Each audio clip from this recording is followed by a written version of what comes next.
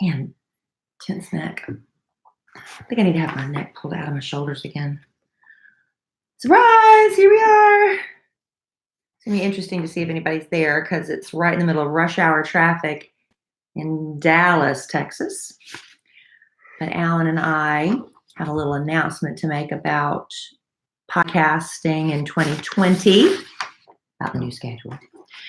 And got a lot to get to. Namely, The Bachelor is on tonight. So we're recording early because I got to, I think I'm going to live tweet The Bachelor. You are? I think so. That's what people seem to like.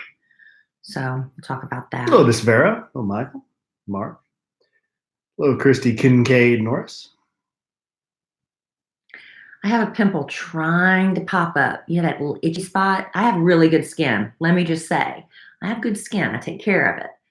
But I have like this pimple wanting to come up. You It's know, pop it? itching me all day. No, it's like underneath the surface. You can just tell it's bubbling beneath the surface. Anyway. Remember to send Alan your suggestions for lewd names. Lewd. That aren't too lewd, please. Lewd. Very lewd. We're gonna dive in because I got to get this podcast done, children fed, laundry done, lunches packed, and live tweet The Bachelor I tonight. think we had an epic letter too, but I don't think I printed it. The printer is about out of ink. I printed one thing and look what it was doing. So look, that's the word that was chopped off. So I just scribbled it out. That's the only word. So that's all you have to worry about. Can you read it off your phone or no? Well, I don't even know where it is at this point. Did you star it? No. Why would I do that? Why would I do that? That makes too much sense. Can you search for it in a certain way? I don't remember who sent it to me. I just remember it was Was it in Emma Kelly and me? I mean, in kellyandallen.com? I don't know. Here it is. Yeah, here it is. Did you forward it to me? No. That's a long one. It's not that long. So we have this if we need to. Because I'm reading a couple of. We'll get to it if we get to it. All right, we got a big group. Hello, testing 1, 2, testing me, testing you. Stu Pedasso. Please pick up the red courtesy phone. Stu Pedasso. That's a good one. Thank you. All right, Thank you. hit that record. Thank you.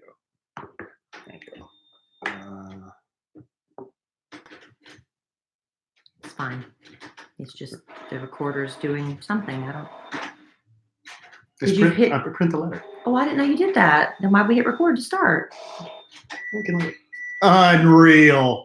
Let me guess. You want to stop the recorder? Let me guess. Out of paper.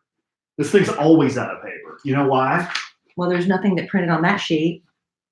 Because we need a new printer. Because this POS. Y'all, sorry. We have the cheap, crappy printer that we use for a lot of printing. And Alan decided right now to print something. And I know that there's not going to be ink. There you go. Let's see who's here. Candace Stewart, Tarumi, Married at First Sight. You want me to watch that? Hi, Melanie, Michael, Miss Vero, Sam in New Zealand. Hello. Yeah, I might just read it off the phone. Bruno. Oh, Bruno. Love you. Melanie, of course. Happy New Year. Mel. Hi, hello. Here we go. We're going to start over. Did it not work? Podcast. We need to get a new printer. Yeah. That's just it. Decision made. Here it is right here. So. All right.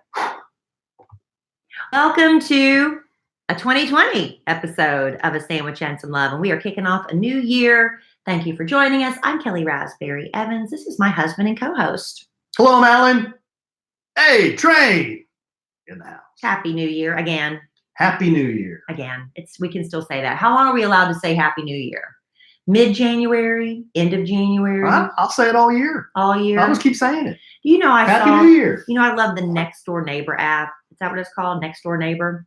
Alan won't get on there with me, but I have a lot of fun with it. You just get on there to snoop. I just like to see what people That's are complaining about. You're snooping. Or to see all the big bobcats people are catching with their Ring cameras that are, running across the backyard with rabbits in their mouths, things like that. about the cars being broken into. I only want to know if there's a peeping Tom. Haven't had any of that. We have somebody complaining that somebody left dog poop in front of their house. And what is the story with the peeping Tom? Can we peel back that onion a little bit? What is a peeping Tom? He looks through windows and watches people. See, people accuse me of being a peeping Tom, but I'm not. I just like to look in people's windows to see how they decorate. I don't want to see naked people. Yeah, but what is? Oh, so that's what a peeping Tom does? Yeah, they want to catch people like, being naked and doing stuff. I just want to see how they decorate. So what does the peeping Tom do with this information? Well, a lot of times they take pictures and record it and come back later, or sometimes they just look. I don't know. But like when I go walking at night, I love it, especially if people have their windows open and their blinds drawn so I can see their painting and decorating choices. Does that make me a peeping Tom? I don't think so. Why does it have to be a peeping Tom? Why couldn't it be a peeping John? Or why couldn't it be a peeping Alice? Why does it always have to be a peeping Tom? Perhaps the first person arrested for it was named Tom. Why don't you Google that if it really bothers you that much? But back to what I was going to say. Oh, sorry. On the Nextdoor app, somebody posted a suggestion. Is this a Snopes thing? Is this for real? But I believe they said it was of a police officer who said, when you're writing the date, you know how we do like 01 hashtag 06 hashtag. Well, whatever, slash. Yeah. Not hashtag, slash. So 01 slash 06 slash and then 20.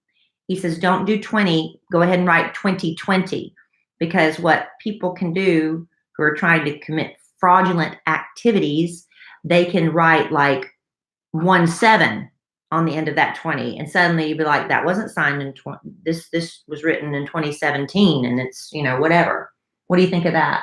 I don't know what fraudulent activities you could use by changing the date to something that happened a long time ago. That would make a check void a lot of checks, right? It would void a lot of checks that have like you only have 90 days to cash them or whatever. Yeah.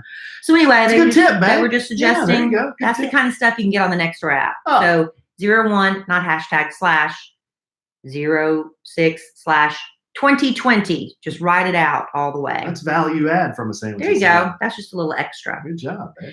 But we have some, it's still the new year. And because of that, Alan and I shared did we share our bucket list and resolutions last time? We kind of half ate it. I mean, this isn't the strongest list we've ever had. It's not. It's weak sauce. I think this is going to be, what do they call it? A phone-in year. Living. No, I'm not going to phone in. Oh, I meant a living document. Grow as we go here. Grow as you go? Grow as we go. We're going to grow as we go. Okay. We'll continue adding to the list because there are quite a few things I've thought of since we put that pressure on ourselves. Such as I'm drinking a martini. Well, like finding a church home. Oh. I thought we did that, but we haven't. We haven't been going. Okay. How about go to the home church we chose? That could be one of them. Well, that's a resolution, but that shouldn't even be a resolution. That should be. We should just go. But we haven't been doing it, so I'm resolving. My daughter even guilted me. She goes, "Why didn't we go to church this past Sunday morning?" Well, tell them why. I'll tell you why. Tell them why. Church service started at 11. Do you know when Alan and I? And when was Holmes and Home Slice still in bed? I didn't set the alarm thinking, there's no way I'm going to sleep too late to get ready for an 11 a.m. church service when the church is approximately 7 minutes from our house. We did not get out of bed until 10:35 a.m. I mean, what are we in college? What happened? Well, I'll tell you what wasn't happening. None of that. We weren't drinking the night before. We didn't go out and party. We were home with the kids. I don't know what happened. We're laying there like freaking, what's the guy's name in Willy Wonka? Charlie? His grandparents. We were out, like sleeping hard at 10:35 I rolled over. And I had to convince myself to get out of bed because my bladder was so full. I thought I was going to burst. I didn't even want to get up then. I don't know what was wrong with laying there like a couple of Egyptian mummies. And then Sunday night, that was Sunday morning. Our sarcophagus. So Sunday night, my goal is to go to bed early because I got to get back up and be on the radio, bright-eyed and bushy-tailed, whatever bushy-tailed means. I really don't know. I don't have a bushy tail. But I wanted to be up early, ready to go. I could not go to sleep last night to save my life. I'd have those little moments where you doze off and then wake back up and look at the clock. Awful. but we're going to try it again tonight. Try to get back on my regular sleep pattern and hopefully go to church this coming Sunday. My daughter even guilted me. Mom, why didn't we go to church Sunday? And McKelly, I overslept. Not a great excuse, but that's why. But my daughter even wanted to go. Well, we do need to get back into the schedule because Christmas break is officially over. Thank the Lord. Kids go back to school tomorrow. We get back into a routine. I got buku business work stuff to do that I have been putting off for 2 weeks. I'll tell you, I like vacation. I do. Get back in the schedule. But man, there is so much comfort in routine. I like routine. Being off regular work for like 2 weeks, I don't know. That was a lot. I enjoyed my time off. Don't get me wrong. I didn't get nearly the things accomplished I wanted to get accomplished. There's all this sorting and organizing and stuff I was going to do. Still didn't get it done. Little peek into retirement, babe. That's what's going to be like. What are we going to do every day? Me and you staring at each other, but there'll be no cheering around. Oh, man. I'll never retire. Wow. I don't see how I can. I don't think it's good for me. I don't know. You talk about it a lot. I do, don't I? But then I have a little taste of 2 weeks vacation and I'm thinking, I don't know if I can handle it. But speaking of retirement, in the Dallas area, we had a legend in the radio business shock everybody by announcing his retirement today. I know a lot of people listening to us aren't going to be familiar with who I'm talking about, but I think the manner in which he retired is something we should discuss. If we think he did it the right way, just like the surprise, hey, this is happening, I'm out. Is that okay after having such a long relationship with your radio audience? I don't know. Part of me is like, that was really classy. And we'll get into that and also talk about the greatness of a radio legend in the Dallas-Fort Worth area. And since it is still New Year's, my cousin on Facebook posted one of Dear Abby's columns. I don't read Dear Abby as a rule, and she no longer does the column. Her daughter took it over for her. But apparently every New Year's, she has these rules that have been slightly edited a little bit. I went back and did some research, and they've been modified a bit for 2020. But I want to go over those because I think they're so helpful. And I want that to be one of my resolutions to read this list on an almost daily basis. To read Dear Abby. To read this column almost on a daily basis. Because I think if we could refresh our memory every day and apply these principles, it's going to be a really great year.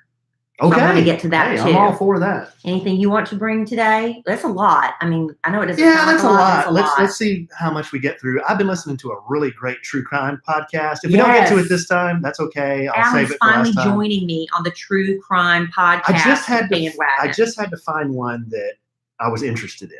And I did find one. Once I started listening, it was interesting, and I've already finished it. You'll be hooked. I've already finished Now you're going to look for your next. That's what happens. And we love always hearing your suggestions because, we know we're not the only podcast out there, but, and I love to listen to true crime ones as well. Not the only, but should be your favorite. Should be. We should be your only first 5-star rated favorite podcast, right? Yes. Yes. Why did you do that? Yes. I don't like that. Ugh, it's like nails on a chalkboard.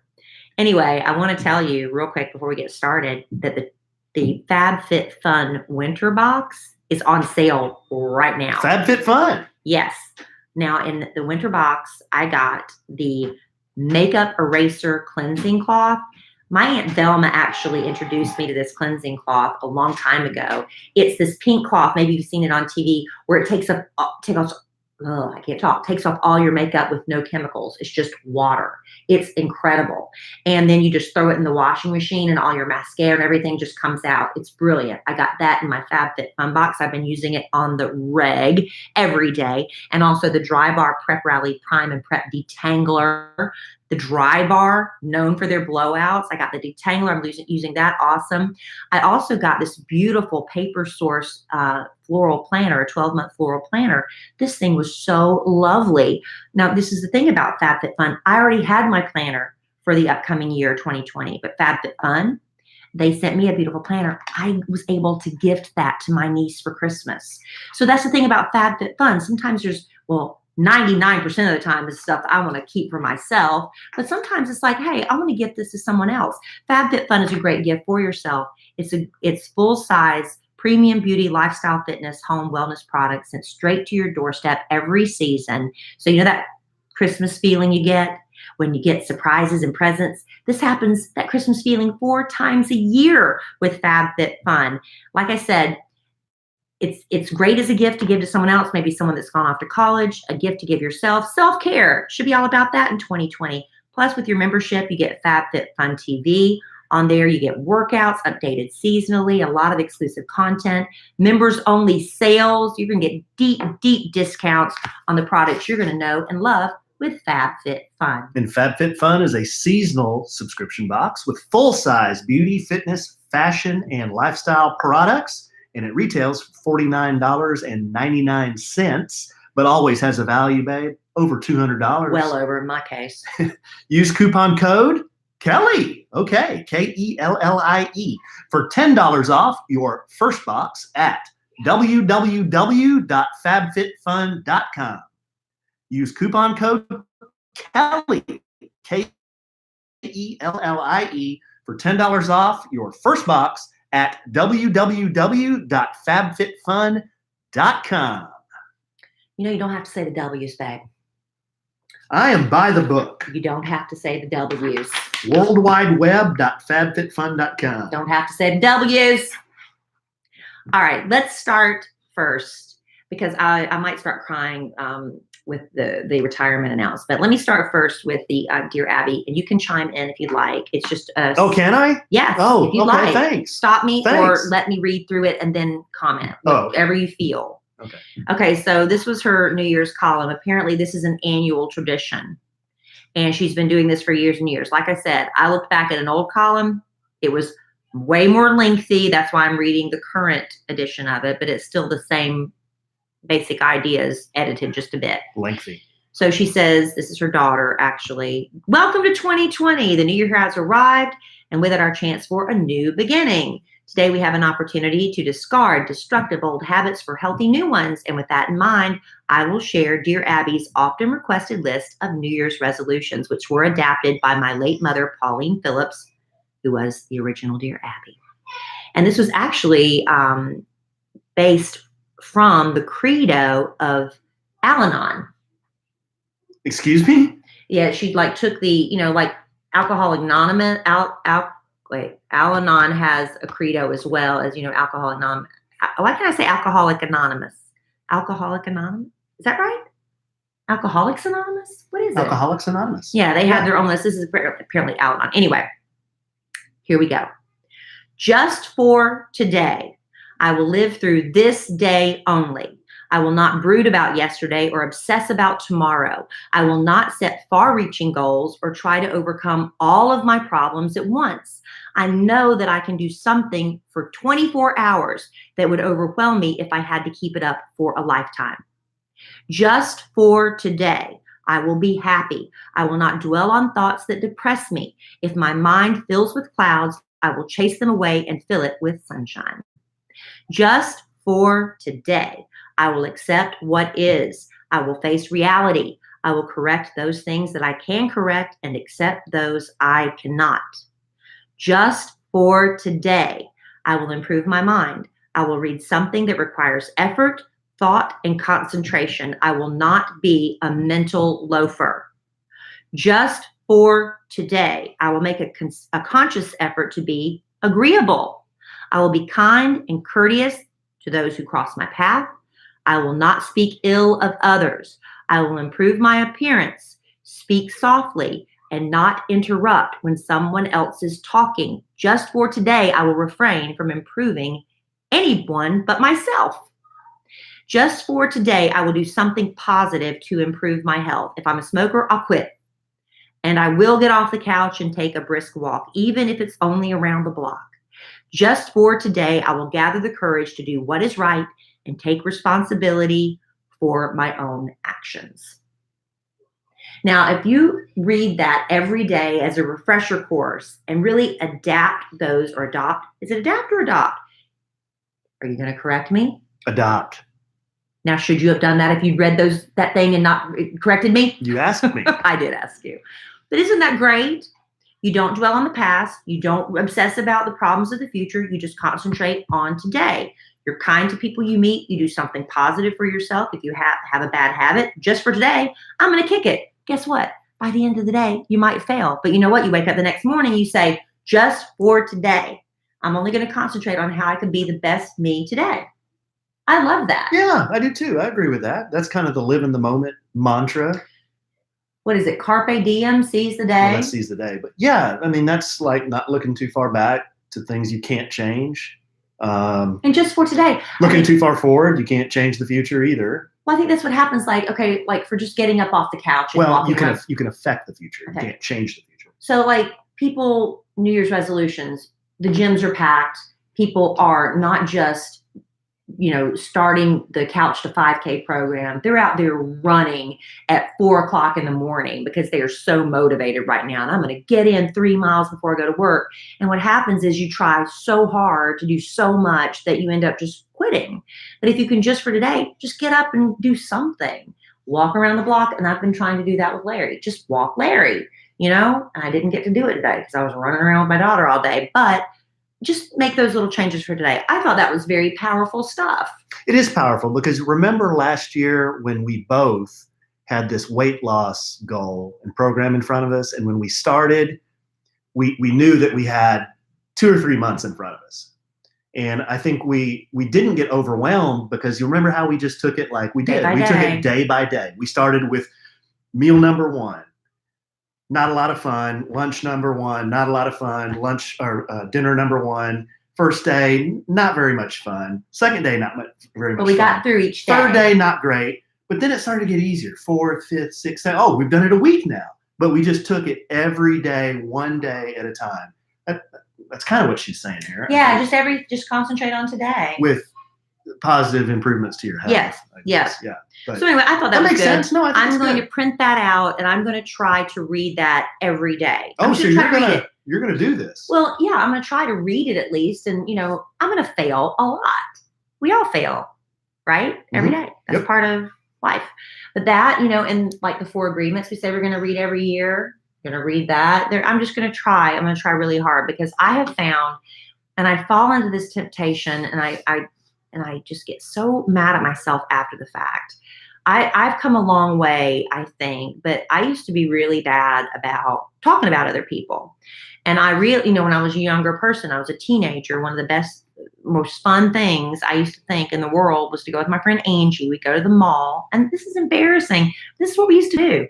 We would sit, and I was overweight, glasses, bad perm, mullet. Sounds hot. Braces. I had no right. Braces too. Making fun of anybody, and yet that's what we would do. We would sit at the mall. What do the threads look like?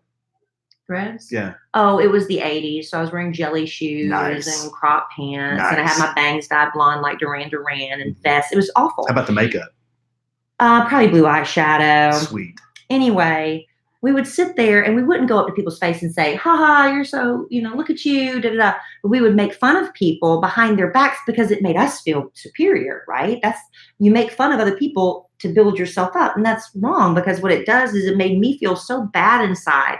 And the worse I felt, the more it would just perpetuate itself, right? You make fun of other people because I felt so bad about myself, but then I felt worse about myself, so I'd make fun of them some more, and you get in this vicious cycle. But I was very young and immature. Well, way to go. I was probably the a-hole walking by you were making fun of. You probably were. I mean, look at your hair. I'm kidding. What's wrong with my hair? That was just a joke. I had a lot more of it back then. So even as an adult, when I fall into that, where I get with a group of girls, usually women, and for some reason we just start talking about somebody and the way you see the way she did and the way she does that. You know what? I feel so bad about myself afterwards. I feel dirty. I feel spiritually dirty. And I want to stop doing that. And I fail sometimes. You can't help it. You get catty, you're tired, you're cranky, you're like, oh, I can't believe her. What did she just do? Look at blah, blah, blah, blah. And then I just feel awful afterwards. So anyway, I don't know how I got down that rabbit hole, but I did. Well, it's negative talk. That's one of the 4 agreements, not speaking with a sinful tongue. Or whatever. Yeah, and it does nothing to the other person. The people that walk by, the girl I sat there and ran my mouth for 10 minutes because she did something dirty. I thought she has no idea that I was doing that behind her back, but it makes me feel bad. So why would I keep doing something that makes me have all that darkness inside? So you got to let that go. Kelly Raspberry Evans needs to let that go. So I work on that. And when I fail, I feel horrible afterwards because I do still slip up. You know, a great man once said, hate leads to anger. What is it? No, fear leads to anger. Anger leads to hate. Hate leads to suffering. Yeah. I don't like suffering. You know who said that? Gandhi? Yoda. Oh, Yoda? I don't know. That's true, though. It's true. Do you think Baby Yoda is going to be Yoda? No, Baby Yoda isn't Yoda. He's the kid. He's what if the he's child. a clone? He could be a clone. That would be Yoda. That theory. Well, good call. Good call. That theory has been floated out that he may be a clone. But remember, in The Mandalorian, spoiler alert, Kuiil looked at him. That's not fair. No, he looked at him and said, I don't think he's a clone. He's too ugly. Remember? Remember that line? He goes, I've seen clones before. He was way cute, but he'd never seen Yoda. Old Yoda but was not as cute as young. He had worked Yoda. at the clone farms. He knows. Farms. Yeah, he knows what clones look like. Remember? Alan told me, and I don't know how much of this is true, that people are canceling their Disney streaming service because they've binge watched Mandalorian. Yeah. They're just done with it until Mandalorian comes back. Yeah, I don't know how that's going to work. Sign up for 1 month, pay $7, watch all 8 episodes, and then cancel it. I think there's going to be other quality programming on there. Well, my daughter's watching High School Musical, High School Musical, something like that. And she really likes it and wants to watch that. There's a lot of Disney movies on there. You just have to look and find other stuff that's enjoyable to watch. Yeah. And that's what I'm going to do. Is there anything else you wanted to add to Dear Abby's resolution list? Anything you've thought about, like in addition to starting to go to church, me watching my negative talk? Anything else that rang a chord with you on that? Well, I've one of my own personal things that I've always tried to do, and I don't always do it perfect, but I definitely don't always do it perfect, is just trying to live more in the moment versus looking too far ahead and looking too far back. You know, either beating yourself up about things that have happened in the past that you can't change, or worrying about the future that you also can't change. You know, just being happy in the moment with what you have, the situation you have going on, and living that way. Somebody told me, and I don't know, I'm struggling with this one. We were talking, who was I talking to? I can't remember. But they were worried about something, and they were very upset. And they said, because I know worrying is a sin, because we're supposed to trust that God has got us, and that you know, God is going to take care of us and everything's going to be okay, and that worrying is a sin. Do you think worrying is a sin because we're not fully trusting that everything's just going to be okay? I mean, I guess you that means you could argue it that way. I guess, but I mean, like if my child goes out for the first time, she got her license and she's going to go driving, she's going to be going out to a party, and I'm not worried about it. I'm like, yeah, because I'm worried about I guess maybe it depends on what you're worrying about. Yeah, now that I think about it, it's human nature to worry. Yeah. Because while, yes, as a Christian, you believe God's got this, he's got me, bad things happen to good people every day. Right. So as a human being, you're naturally going to worry about your children, about your health, there are things you just worry about because you're human. And there's like very unfair things that happen, and we worry, you know, but we pray and we worry that, you know, oh, but because I'm worrying, is God not going to answer my prayer the way I want? See, that's the thing, the way I want the prayer to be answered, because maybe God's answer is completely different. Maybe God has a lesson for me that I don't really particularly feel like learning, but I'm confused now because I'm thinking worrying is a sin. I don't know. I'm stuck on that one. I would love to hear your feedback. I disagree that worrying is a sin. I think you're a human being. But human nature is a sin. You're an imperfect human being, and human beings do imperfect things. I think worrying is a natural emotion. So you can still trust in God, but be a little worried. That's what we've decided on a sandwich and some Lovin. Well, yeah. That's the big philosophical debate for today. I promise we won't have any more like that. Very philosophical. Did you know that 70% of people say they want to use natural products, but only about 2% do? I would have thought that number would be a lot higher, but I think what the problem is is that sometimes it's just a little difficult and sometimes confusing to use natural products, because sometimes people will market themselves as natural, but then you read the label, you're like, what the heck am I putting in or on my body or using around my house? That's why I love Grove Collaborative so much. Yes, because they make finding these healthy products that are effective and natural. They are easy, they are convenient, and they are affordable. Yes, we know we should be cutting down on the toxic chemicals. We know we should be cutting down on the plastic waste, but it can be overwhelming when you commit. Like we said, if you're like looking at the big picture, it's just overwhelming. How could I make a difference, little old me? But with Grove Collaborative, you make those small changes around the house and they can ultimately make a really big impact. Now, Grove Collaborative, you're going to find the products, the names you know and love. Mrs. Meyer's, in fact, I love Mrs. Meyer's products. This is probably one of that, and Burt's Bees, probably my two favorite things. I used it today. We love their Mrs. Meyer's cleaning products. We love the body washes, the hand washes. In fact, for Christmas, I gave body washes and body lotions from Mrs. Meyer's as Christmas gifts. You also have Method on there, 7th generation. Grove Collaborative has their own line of products and things you might not think about, and things that sometimes, ladies, let's be honest, it's a little embarrassing to go to the store. It's like when it comes to sexy time. Sexual wellness products on grove.co. Did you know that? No, I did not. Healthy sex products. Okay. As well as for that time of the month. Ladies, these things do matter. And Grove has all that for your family, for your home, everything you need. And they have also ways you can make changes, because like my daughter comes home every day and is like, Mom, we've got to do more to save the planet. And you can do that. Let me find what they've got right now, this limited time. Yes, our listeners can get free a sustainable swap set from Grove. It's the best and easiest way to get started reducing plastics in your home. The bamboo straws, reusable washable sandwich bags, a refillable hand soap dispenser, gel hand soap, and a walnut scrubber sponge set.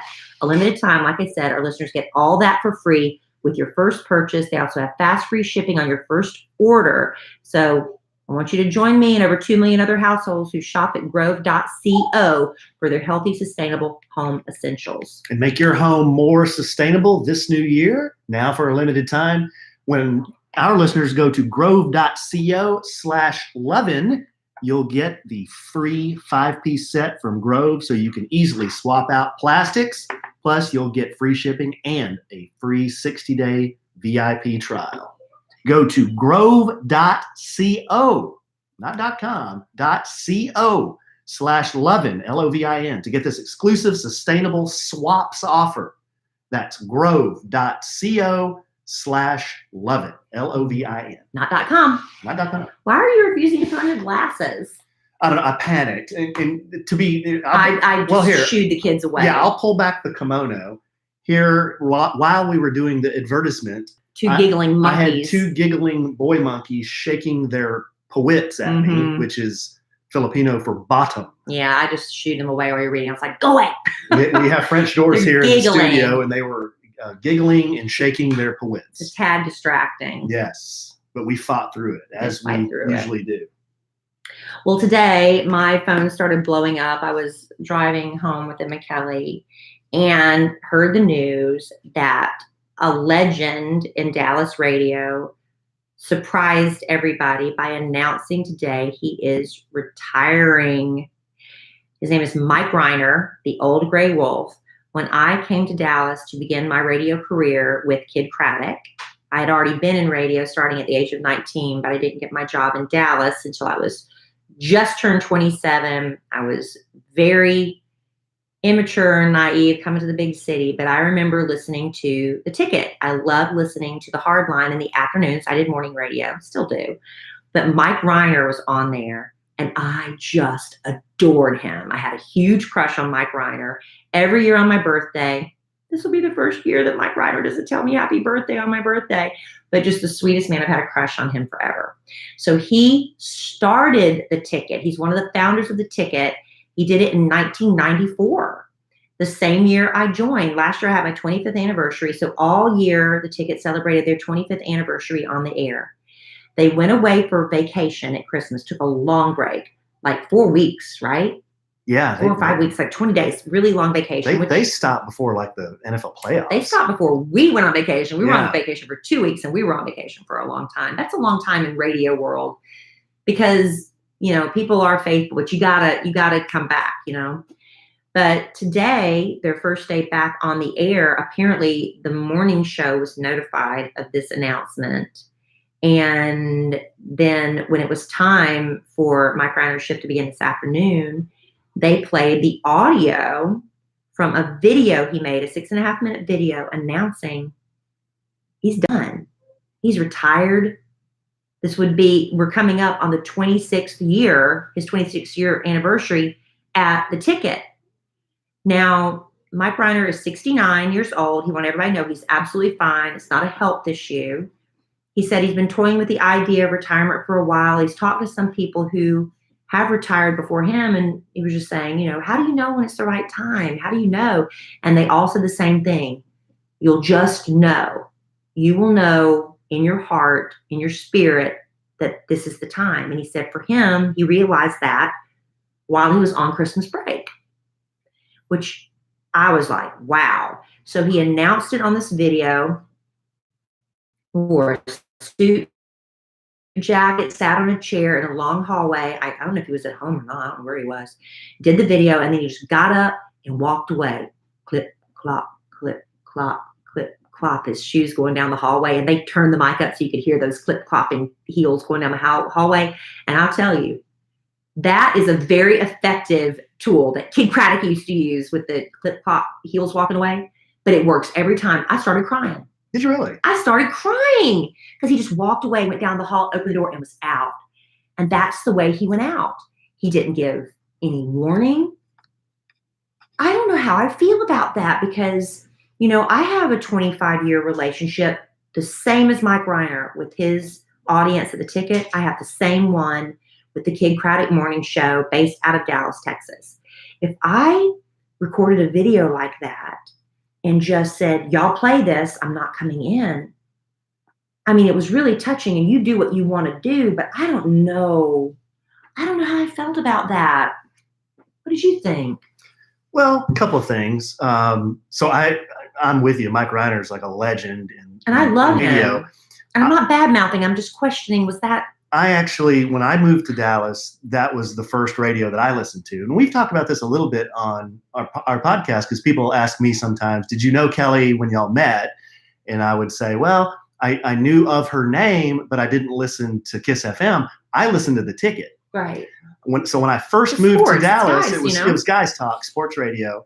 And I was new to Dallas, and they were new on the air in '94. So right when I got here, the Ticket was brand new. Mm-hmm. So I know a lot of you, who listen to Kelly on the radio probably think this, and I've heard people come up to her and say this all the time, like, oh my gosh, I feel like I know you because I've listened to you for so long and I've been there with you throughout the years and I followed all your stories. And well, that was me with those guys on the Ticket, Mm-hmm. So I was the same way with the guys on the Ticket. Mike Reiner used to do his show with a guy named Greg Williams, and Greg Williams left for some other reasons.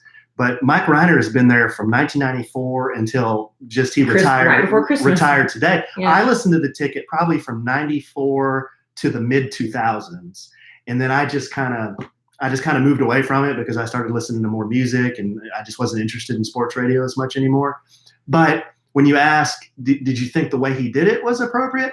I think that here's what I think. I think that the relationship that those guys have, and this is just my opinion, with their listeners, it's a different listener base. It's like guys talking to guys, right? Mm-hmm. Whereas you have a lot more females that listen to Kiss FM. Yeah. And it's a little different dynamic, I think. So they're kind of have that similar relationship where it's so like you're inside and you so feel like you know those guys that to me it wasn't a big deal because I know how he is, and I know that he's kind of got He wouldn't want to fuss. He wouldn't want to fuss. He's kind of got that quirky personality. See, I kind of want to fuss. Yeah, and a guy doesn't want a big brouhaha when he retires or when he, he's just not the kind of guy I think that would want a big deal being made of that, even though he's a legend and even though he's done it for over 25 years. So when he did it, I was like, I sent Kelly a note. I said, Mike Reiner just retired suddenly and unexpectedly. And I said, I watched the video and it was really nice, but I didn't get sad. To me, it was more, oh, wow, that's really cool. What about when he walked away? No, I thought it was fine. Which was a real big dramatic effect. I said, that's really cool that but I cried. He's able to do that, and he's been successful, and he's able to just retire in his terms. Yeah, and he's not, he said, I tried to write down a little, he said, if something materialized, I'm paraphrasing because I was just kind of jotting it down because I was like, wait, he said, if something materializes that sounds like fun, he might do it, but he'll wait and see. So I know he has a Tom Petty tribute band. Apparently he has more than one band, and they play all the time. They have a huge following. They're called Petty Theft. Petty Theft.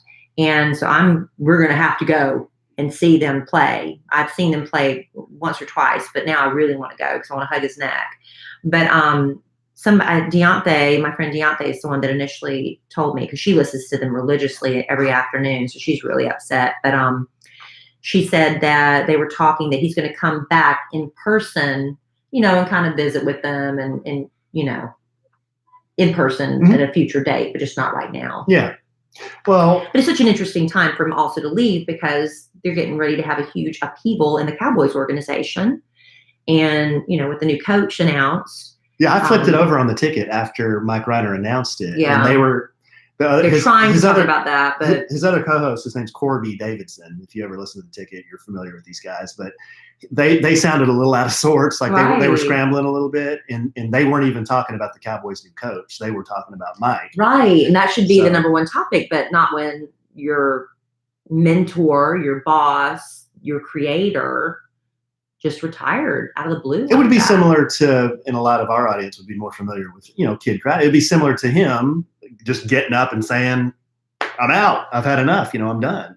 Which it's kind of what happened. It wasn't his choice. Yeah. Well, I am super happy that he is, he's 69. So he's in great health. He looks great. I'll be honest. He looks better now than he did 10, 15 years ago. So I don't know. Maybe he's in love. I think the last time I saw him, he was with a woman. So I'm assuming they're still together. I don't know for sure. But I know he's got a daughter that performs with him in his band. I know he's happy and healthy. And that's also, you want to be young and healthy enough to enjoy your retirement. Because a lot of people, you hear about these people, they retire and then a year later, they're done. And man, you worked all that time but maybe working is what your joy. So why would you leave it? He says it brings him joy, but he just knew the time was right to walk away. Yeah. But here I am. I real quick wanted to go back and make sure I had my information right. That he was one of the founders of the ticket in 1994. But let me tell you what I read. Now, this is on Wikipedia. Everything on Wikipedia, you got to put a big grain of salt in your cheek because I don't know if somebody could. Did you just mix metaphors? Where would you put the grain of salt? Put a big grain of salt in your cheek? Well, you take it with a grain of salt. Where would you take it? You do something that's tongue in cheek, or you take it with a grain of salt. Well, but you're putting a grain of salt in your cheek? Okay. How about that? Okay. So Mike Reiner, now this is according to Wikipedia. All right. So he's, born and raised in Dallas. He started his career as a news intern in 1979, which means he was 29 years old. Mm-hmm. Can you imagine? I mean, that's kind of late to be starting a new career as an intern. Mm-hmm. But he started as a news intern at KZEW, shortly promoted to the assistant of the program director, Tom Owens. Do you know that name? I do not. That's Jenna Owens' dad. Oh, okay. Jenna Owens' dad that I worked with on the Kid Craddock Morning Show. Huge radio legend. Everybody that's ever worked in radio knows Tom Owens. He has since retired. Well, that explains why I don't know him. I know Terrell Owens. Tom Owens, anyway. Okay. All right. But they said, this is what I thought was super interesting. In 1982, while he was still at KZEW, he received a letter from John Hinckley Jr. The guy that tried to shoot Reagan? Well, who did or shot Reagan, yeah. Who attempted to assassinate the president, remember, to impress Jodie Foster because he was a nut. He actually turned out to be one of Mike Reiner's fans and wrote him a letter. Is this true? This is on Wikipedia. This is the first I am hearing of this and reading this. They said the letter's creepiness proved to be a local sensation. I've never heard of that. Did somebody slip that into Wikipedia just to make him sound more interesting? I don't know. I have never heard that. In 1986, he left KZEW for WBAP to work in their sports department. And that was in 1986. And so again, that's where he developed his love for sports. In 1994, he decided to come up with this new idea in sports radio. They named it The Ticket. It has been just a national sensation. They've won a Marconi.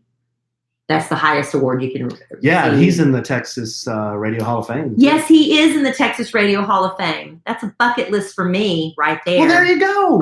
Why didn't you put that on there? It is on there.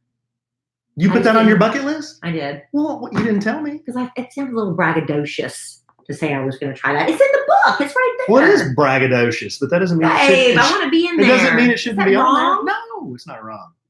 So anyway, I'm really sad, but I'm happy for him because I know this is what he wants, and he's not being forced out because somebody told him, hey, you either got to quit or we're going to fire you. It's nothing like that.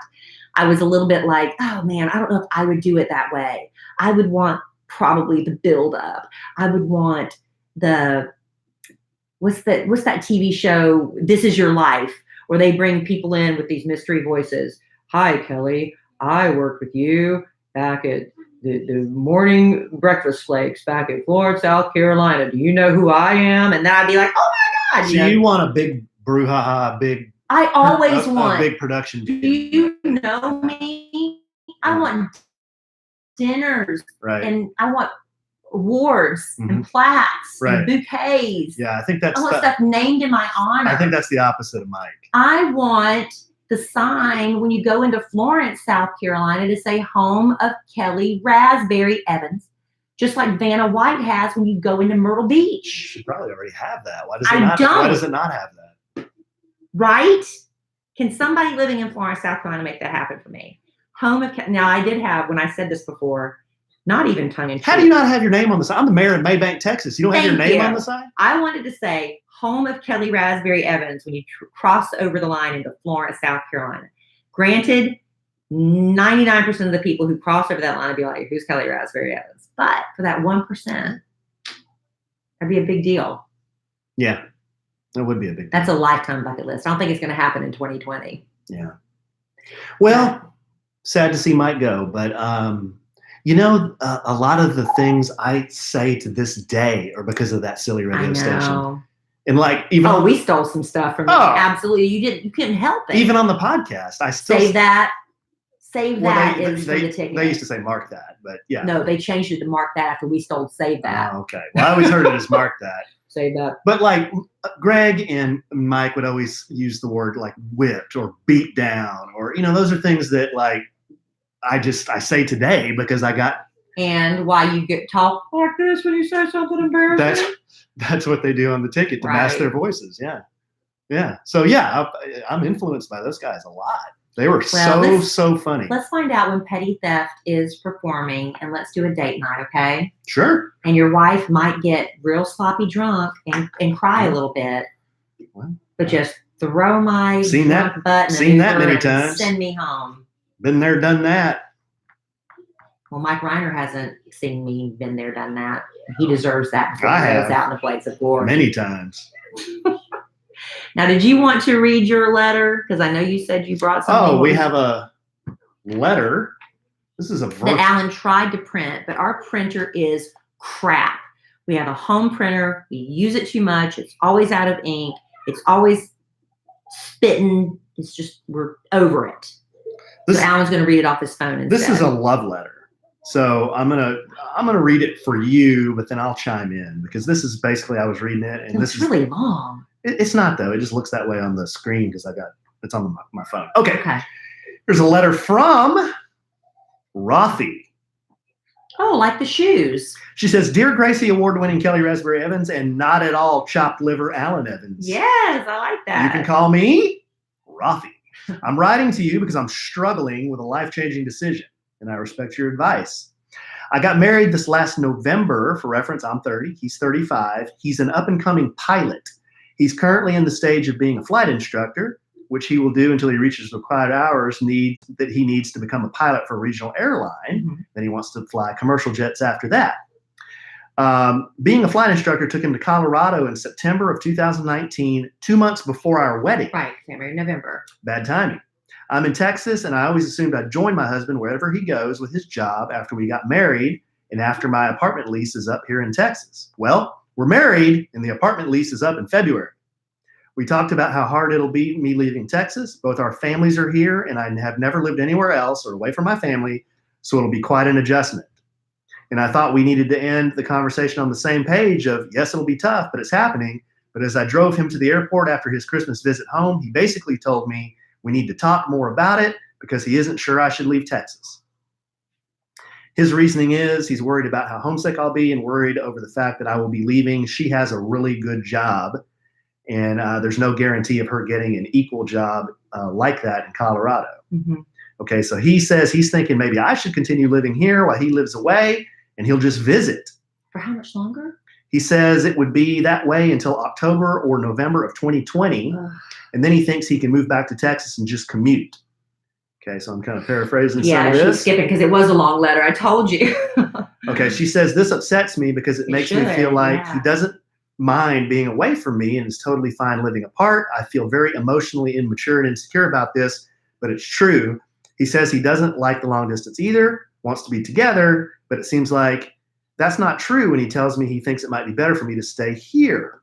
Anyway, my questions for y'all are, should I leave my family and my great job to be with my husband and support him wherever he goes and pray that I can find a good job and be emotionally strong away from my family? Or should I live apart from my husband for basically the first year of our marriage and only get to see him when he visits, but keep the great job and be near my family? And then she finishes off, I want to be with him, of course. I hate being apart, but I know it'll be really hard leaving family and my job. There's some major pros and cons to each decision. It's scary.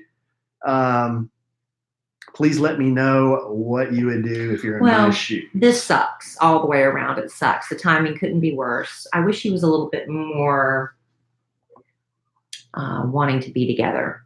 Let's see. Here are some options. Could you go to your boss now and say, is there any way I could work remotely? Is there any way I could do this job from, where are they called? He's Colorado? He's in Colorado. From Colorado, and maybe fly back to Texas once a month, whatever your husband was planning to do to visit you in Texas, that would be when you come back to visit your job in Texas. That could be a possibility, because for good employees, people are working remotely more and more often. That could be a possibility. Have you even broached the subject with your boss? That's the first thing I would do. But I know it would be hard. You would be homesick. I've talked to a girlfriend of mine who, she's been married forever, but when she first got married to her husband, he was going to be he wanted to be a doctor. So he had to move away to, I believe, Phoenix, somewhere in Arizona.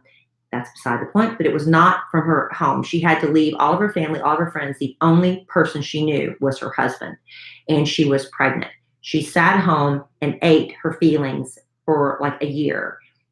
While she was pregnant, she gained 100 pounds. She was miserable, but they made it through it. Now they're happily married. They couldn't be better. She lost all the weight. Don't worry about her. She's great. But there's things you have to do for the sake of your marriage.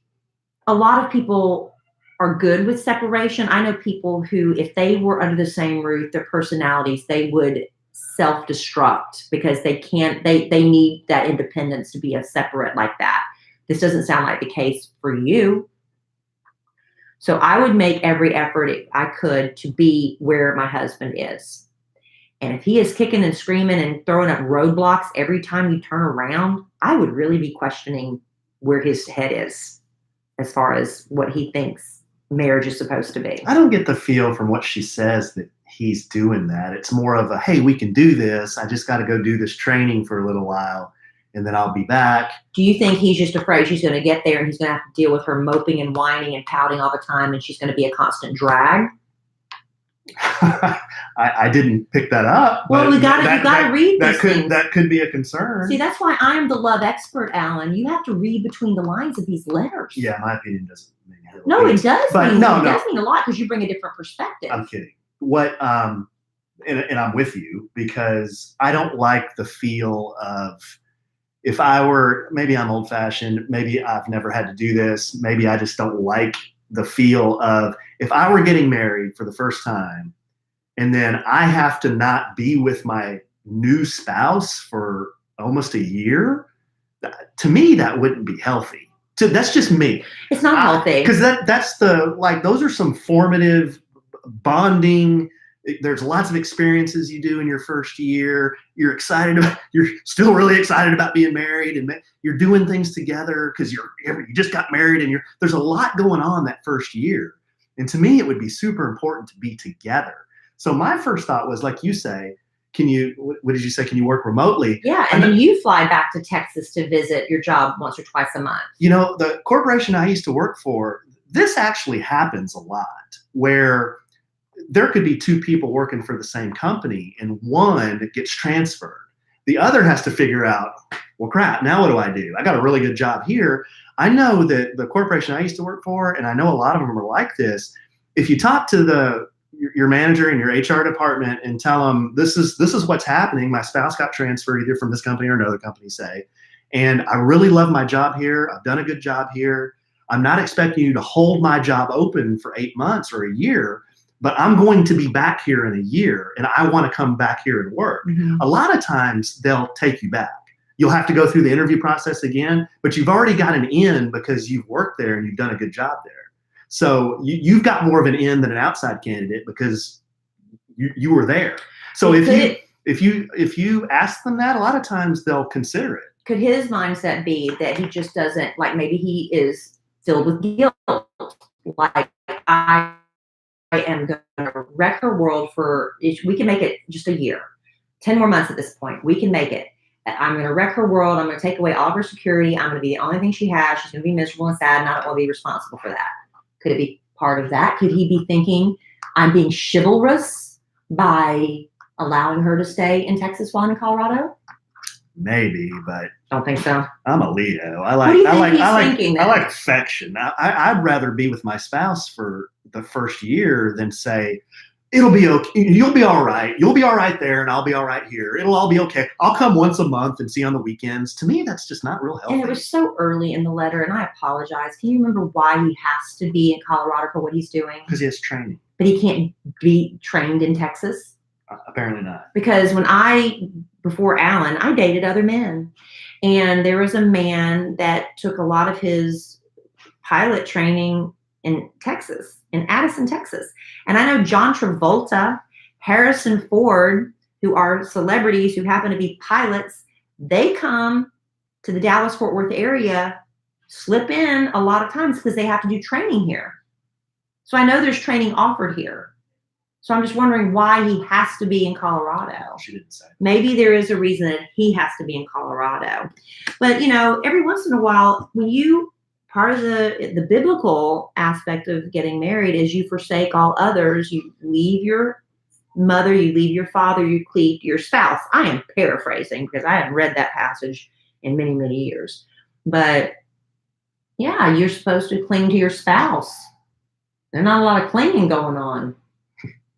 Another interesting thing to think about would be, well, what if it was she that had to go do training in Colorado and he had the job in Texas, with the role reversal there. Yeah.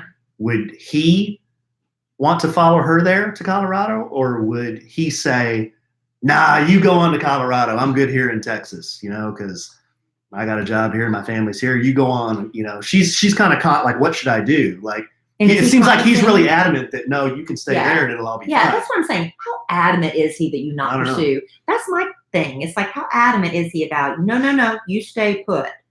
Don't make an effort to come. Because I would think y'all would be trying to think of everything you could make it. How can we make this work? How can we be together just for 10 months? I can't be apart. That's what I would want to hear from my husband. Yeah. I want to be with you. Is there any way we can make this work where you come here and you can fly, you can fly home. We'll scrape our pennies together. We'll get, our friends that have buddy passes. We'll get you home. You can visit your family once a month. They can come see us. There are ways to make this work. Yeah. And Rathi, I know it's easy for me to say, but your family, really, I think at this point in your life, that marriage is your number one priority. You just got married, Your family they're going to be there when you get back. If you go to Colorado, you come back to Texas, they're going to be there.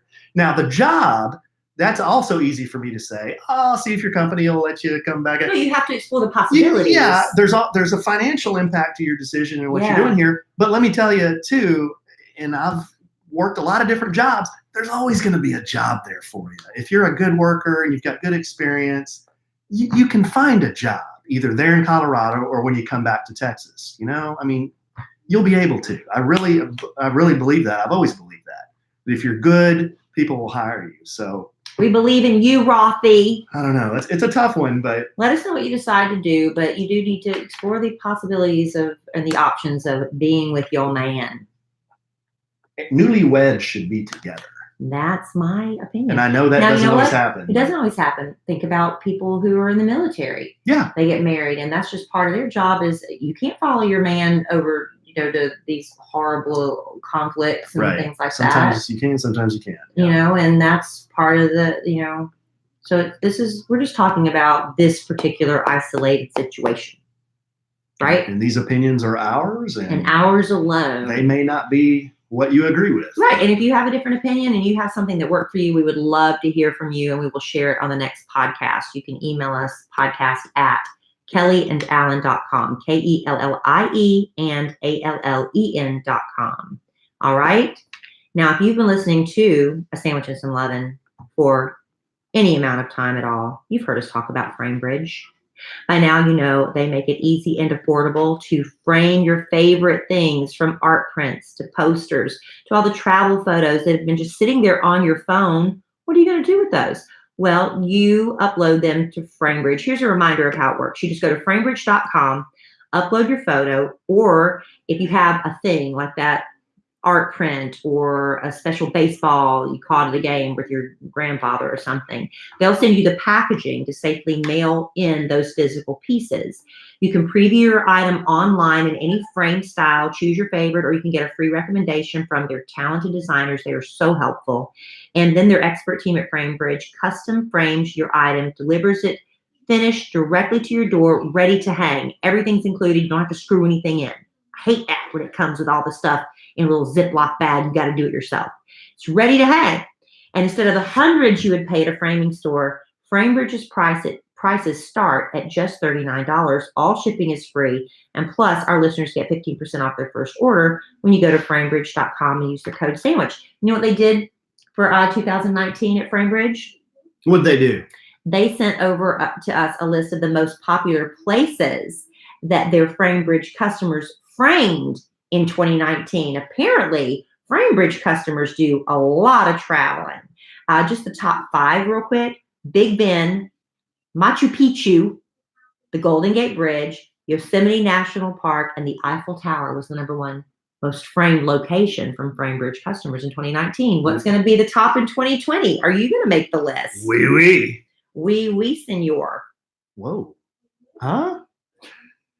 Get started today. Frame your photos or send the perfect gift. Go to framebridge.com and use promo code SANDWICH. You'll save an additional 15% off your first order. Just go to framebridge.com, promo code SANDWICH. That's framebridge.com, promo code SANDWICH. When framing matters. Love FrameBridge. Go to FrameBridge. All right, we're going to finish this podcast off by inviting 2 clowns in here. They have been giggling, wiggling, making all sorts of noise. We're just about done here, outside our boys, podcast so I'd like you to door. introduce yourself. You fine lad. Your name is? Hi, I'm Joe Mama. You're Joe Mama? That was my That was son Dylan. Dylan. He said he was Joe Mama. And this is? Cole. Cole didn't come up with a name as quickly as Joe Mama did. Joe Mama. And guys, why were you out in the hallway shaking your pallets at us? Because Cole that day. Because what? Because you started it. It's a bit. It's a bit. They were said doing it's a bit. bits. Okay, and there they go. All right. Thank y'all. they Thanks ta- for stopping They by. talked this giant game earlier about being on the podcast and talking on the podcast, and that's what we got. That's what There we you got. go. That's All the right. future of I podcasting like right to end there. it with Joe Mama. Okay. Bye, Joe Mama. Bye. Bye, Joe Mama. All right. Bye, Joe Dad. All right. All Giggle, right. Giggle monkeys. Okay. A couple quick announcements before we do go. Alan and I have found that recording on Sunday nights to deliver a podcast on Monday is not always the easiest thing to do because of, well, two reasons I can think of right now.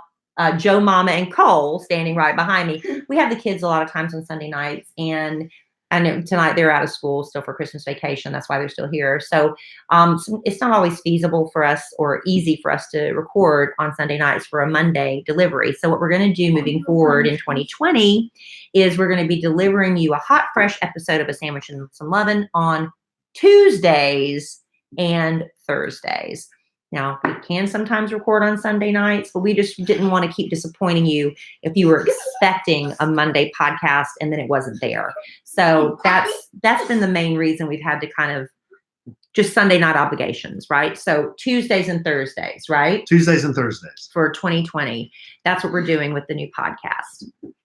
And also, one more quick announcement. The Bachelor is back. By the time you listen to this podcast, the first episode's already come and gone. But I know Bad Influence Jeff is a huge fan. Our friend Bad Influence Jeff. Joe Mama, a huge fan of The Bachelor. Charlize Theron. Really? She's a huge fan. She's going to be watching. Did not know that. And so is Kelly Raspberry Evans. But I'm going to try. I do this every season, and then I kind of fall off because I get. The thing about live tweeting The Bachelor is I kind of have to be snarky. And you know what I said earlier about bad mouthing people? It makes me feel kind of dark inside. Mhm. After all, I feel kind of bad about making fun of people. Don't get me wrong. It's a lot of fun. And I'm going to probably have a buzzball and have a go at it. So check out Twitter live during The Bachelor. If you want to follow along with me, I'm going to tweet it live. And if you missed this first episode every Monday night, now that The Bachelor's back, I'm going to be trying to do that. Yeah. So while you're watching The Bachelor, we're going to go get, what are we going to eat, guys? Jack in the Box. Water burger. Oh. What are we going to eat? Jack in the Box. Water A burger. little Jack in the Oh. Crack? Jack in the crack. A little Jack in the Crack? Or Whataburger. That was the other. Well, Jack in the Box. All right. All I know is Kelly ain't cooking tonight because she's going to get a buzzball and tweet The Bachelor. And a book. What? Yeah. See, this is what you're teaching these children. I didn't say butt crack. He said, Well- he said Jack in the I Yeah, crack. said, you did. I You said said- Jack in the Crack. What does that mean? You didn't hear the story of Joe Mama. Is there a story of Joe Yeah. Mama? Well, So- come get on mic because people can't hear So you. that- There's a story. so Cole's that- going to share it with you. So they said, did we forget anybody in class? And the guy said, Joe. And he was like, Joe Mama. They've Okay. been going on and on about that. Did that happen in school? It's some YouTube video. Oh, okay. It's school. They video. started watching this YouTube video about Joe, and then he's Joe Mama. Okay, And we need to maybe monitor their YouTube they've viewing been a little bit giggling more about closely. that now for 2 days. I don't get it. Hopefully they got it out of their system on the Sandwiches and Lovin' podcast. All right, babe. Well, this has been fun. Had a little meltdown at the end, but that's okay. Not a meltdown. Well, it went a little off the rails. we invited 2 of the clowns in the house, but that's okay. Well, thank y'all for joining us for another episode of A Sandwich and Some Lovin'. Again, every Tuesday and Thursday now you'll be getting new episodes. And we'll do our podcast review Unless we next change time. it again. We'll let you know if we do. We'll talk true crime podcast next time. Oh, that's right. Alan finally got on the bandwagon. And, It's really interesting. Well, why don't you tell them the name of the one you're listening to so if you want to talk about it, they can maybe catch up. Yeah, it's called The Fall of a Titan. The Fall of a Titan. It's about, if any of you are NFL fans, you know the name Steve McNair, and he was murdered in 2009. So it's Yeah. about that. It's about Yeah. a lot of people think it was a cover up and it's not what the police say That's a happened. dog. Yeah, there's Larry. Okay, the monkeys are back and we're going to go. All right. And in the That's immortal words of the great Keanu Reeves, life is good when you When have a good sandwich. Sandwich and some Lovin'. Yeah. Say bye. Bye. Bye. Bye. Bye. Beep. What's that? I'm taking Peace. In 2 minutes. All right, goofballs. Wait, what's this? That's our recorder. What does it do? It records our podcast. Wait, is this funny noises? Huh? It's making me funny noises? There's a few on there. What one? Well, you got crickets, rim shot, applause, laugh, womp womp, What's- and magic wand. What's the? I want to see what's the last one. Is this still You can't hear them though. You won't be able to hear them. Is this the womp womp? Yeah. Why? Oh, that's the magic wand. Yeah, you can't hear it unless you put your headphones on. Wait, what headphones? Here. Can I put some on? What does it sound like? Here. Womp, womp. Just hold one to your ear and you better hear. Here, you hold the other one. I want to do this Okay. one. You hear it? What's the womp womp? This the womp womp? Okay. Wait, what's this one? This is the womp womp. All right, guys. Thanks for being here. We will see you soon. We got to go get Jack in the crack. Bye. And they thought it was no one brought butter. You guys. Love you. We